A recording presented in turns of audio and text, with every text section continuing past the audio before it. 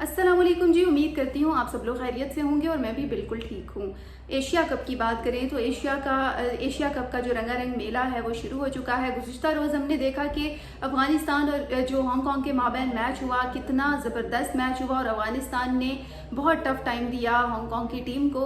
और इसी तरह एशिया कप के जो मुकाबले हैं वो आज आगे बढ़ते जा रहे हैं। आज बहुत इंटरेस्टिंग मुकाबला है। हिंदुस्तान और यूएई की टीमें आमने सामने होंगी और दोनों टीमों ने बहुत अच्छी प्रैक्टिस की हुई। और ख़ास तौर पर भारत की बात करें तो जाहिर सी बात है, उनकी ना सिर्फ अच्छी प्रैक्टिस है बल्कि एक स्ट्रॉन्ग टीम भी है। तो बहरहाल एशिया कप की रौनकों की बात कर रहे हैं तो जी इंटरेस्टिंग मुकाबलों का सिलसिला जारी है। और शायकीन क्रिकेट की बात करें तो चूँकि रिसेंटली हमने सीरीज़ जीती है अफगानिस्तान के साथ, तो हम वैसे ही बहुत एक्साइटेड हैं कि जी पाकिस्तान का जिस दिन मैच होगा तो फेवर में पाकिस्तान के ही जाएगा। और पाकिस्तान की टीम इस वक्त खासी फॉर्म में भी है, जिस तरह से सलमान अली आगा जो है वो अपने कमेंट्स दे रहे हैं। आगे बढ़ते हैं ब्लॉग में। सबसे पहले मैं बात करूंगी, गुज़िश्ता रोज़ आपने देखा कि किस तरह से 8 टीमों के कप्तानों ने प्रेस कॉन्फ्रेंस की है। और जो एशियन क्रिकेट काउंसिल के सदर मोहसिन नकवी साहब हैं, जो कि हमारे चेयरमैन पीसीबी भी हैं, वो भी वहाँ पर मौजूद थे। और उन्होंने तमाम जो कैप्टन से, तमाम खिलाड़ियों के कैप्टन उनसे मुलाकात भी की। और तमाम कैप्टन के अलावा ख़ास तौर पर जो भारत के कैप्टन है सूर्या कुमार, उनसे भी उन्होंने मुलाकात की, हाथ मिलाया। और उस हाथ मिलाने को इतना नेगेटिव लिया गया और इतना ट्रोल किया गया सूर्या कुमार यादव को सोशल मीडिया के ऊपर कि समझ में नहीं आ रहा था कि ये तमाम चीज़ें क्यों कर हो रही हैं। और खेल है, खेलों में कौन सी सियासत होती है। लेकिन सूर्या कुमार को बहुत ज़्यादा तनकीद का सामना करना पड़ा है सिर्फ मोहसिन नकवी के साथ हाथ मिलाने के ऊपर। और उनको ये भी कहा गया है कि ये बहुत ही बेशर्मी की बात है। यानी कि लोगों ने इस तरह से कमेंट दिए हैं कि ये जी बेशर्मी की बात है, उन्होंने जो हाथ मिलाया है मोहसिन नकवी साहब के साथ। तो मुझे नहीं समझ में आती, वो एशियन क्रिकेट काउंसिल के सदर हैं, तो वो फिर अगर उनसे किसी भी खिलाड़ी से मिलते हैं, उनके लिए तो तमाम तर खिलाड़ी बराबर होंगे, तमाम तर कैप्टन खेलने आए हैं। तो वो ऐसा तो नहीं हो सकता कि 7 कप्तानों से हाथ मिलाएं और 8वें कप्तान को वो कहें कि जी सॉरी आपसे मैं नहीं मिल सकता, या 8वां कप्तान खुद ही मुंह बना के कहे कि जी सॉरी मैं नहीं मिल सकता। अब वहाँ पे वो क्या सियासी बात करें और किस तरह की, मतलब क्या लोग एक्सपेक्ट कर रहे हैं यहाँ पर, किस तरह की एक्सपेक्टेशंस है लोगों की।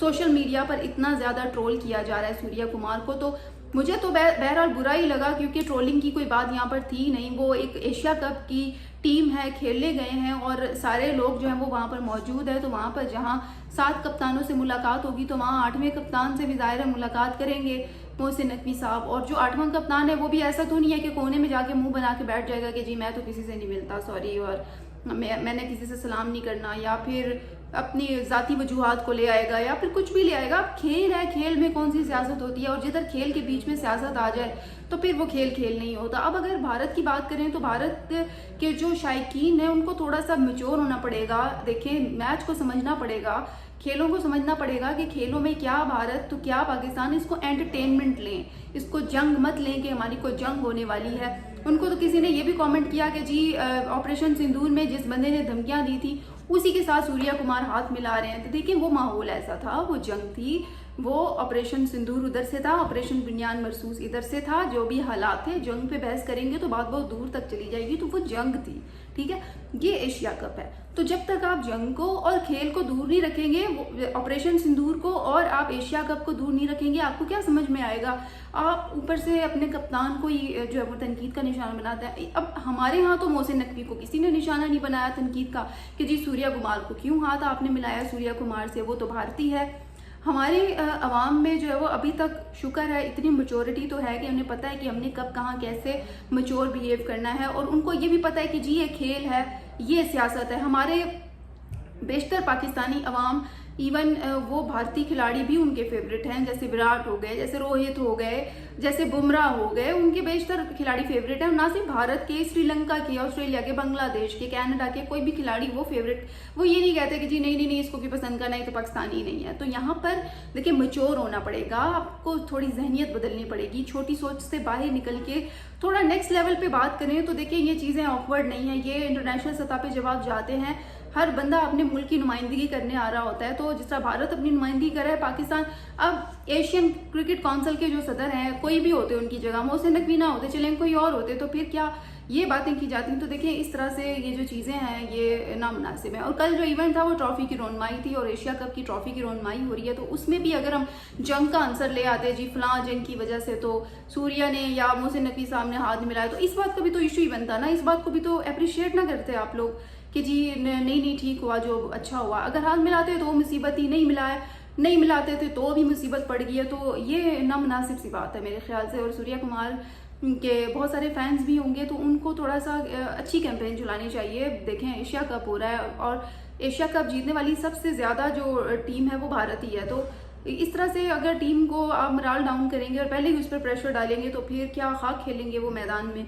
तो ये चीज़ें मेरे ख्याल से नामुनासिब हैं। और इसी तरह अगर हम आगे चल के बात करें तो देखें एशिया कप के अब रंगारंग मुकाबले जारी हैं। आज अब भारत और यूएई की टीमें आमने सामने हो रही हैं, तो यकीनन ये इंटरेस्टिंग मुकाबला होगा, क्योंकि सूर्या कुमार ने कहा था कि जी बड़ी मेहनत उन्होंने की है, तो क्रिकेट मैच अच्छा ही खेलेंगे। इसके अलावा अगर हम बात करें सलमान अली आगा की, तो सलमान अली आगा बहुत जो है वो पुरजोश दिखाई दे रहे हैं एशिया कप के लिए ख़ास तौर पर, क्योंकि कल भी उन्होंने कहा है कि जी हमारा फोकस अपने एशिया कप के ऊपर है और हम इससे भरपूर तरीके से खेलेंगे।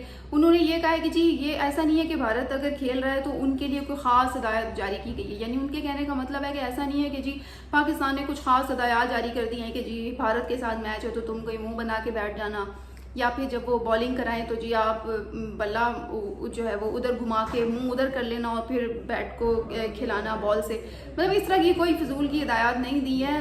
सलमान अली आगा ने इसकी क्लैरिफिकेशन भी दी है। उन्होंने कहा है कि जी हम जो कोई जज्बात दिखाएगा, फॉर एग्जांपल अगर भारत की जानिब से कुछ ऐसे जज्बात आते हैं तो फिर वो भी रेडी हैं, वो भी जो है वो तैयार हैं, फिर जवाब देंगे। लेकिन ऐसा कुछ नहीं है कि जी गेम से पहले वो कोई सियासत कोई कुछ करके आएंगे, तो ऐसा बिल्कुल भी प्लान नहीं बनाया पाकिस्तान की टीम ने।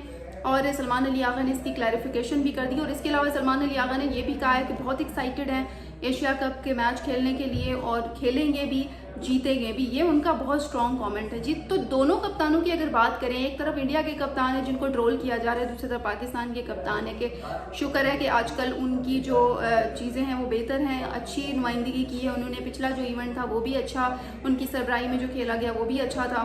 तो वैसे ही उनका मोराल ऑलरेडी बुलंद है। और अभी एशिया कप अगर इंशाल्लाह हम लोग एशिया कप जीतेंगे तो वो तीसरी मरतबा ऐसा होगा कि हम एशिया कप जीतेंगे। तो दोस्तों अगर कैप्टन्स की बात करें तो प्लीज़ मैच से कबल उनको डाउन ना किया करें। और इससे कबल जब अपर लेवल पे हो रहे थे, इजलास हो रहे थे, उसमें मोहसिन नकवी साहब ने भी कहा था कि जब टीम खेलने जा रही हो, कोई बड़ा इवेंट खेलने जा रही हो, तो उससे पहले आप टीम को इस कदर तनकीद का निशाना ना बनाया करें कि वो मैदान में जाए तो उनका मोराल एकदम डाउन हो जाए। क्योंकि इसमें कोई शक नहीं है कि आपकी जो आवाम है वो आपके खिलाड़ी को ऊपर उठा भी सकती है और उसको गिरा भी सकती है। यानी कि अगर हम चाहें तो हम अपने खिलाड़ियों को बकअप करके उन्हें कहाँ से कहाँ पहुँचा सकते हैं, और हमारे ही हाथ में है कि हम उन्हें इतना डाउन करें। जैसे बाबर आजम को हमने इतना ट्रोल किया कि आज देखें कि वो किधर हैं। और आज अगर हम यही सलूक अपने मौजूदा टीम के साथ करते हैं तो फिर चीज़ें ख़राब होंगी। तो इसी के साथ ही दोस्तों मुझे दें इजाज़त, इंशाल्लाह कल फिर आप लोगों से बात होगी। तब तक के लिए अल्लाह हाफिज़।